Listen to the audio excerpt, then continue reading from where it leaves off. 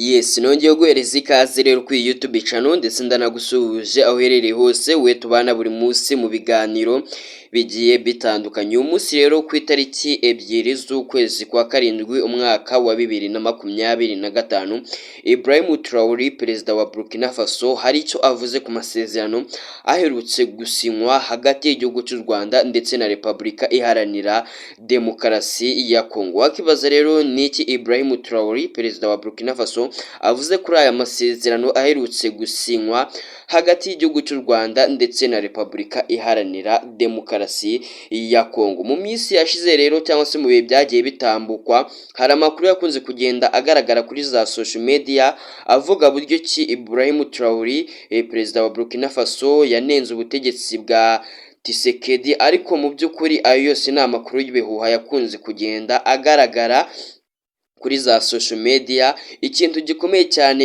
Ibrahim Traoré we yaba yarigeze kuvuga kuri Tshisekedi cyangwa se yaba yarigeze kugaragaza mu ruhame, nuko yigeze kuvuga yuko yaba yiteguye gufasha Tshisekedi kurwanya umutwe witwaje intwaro wa M23.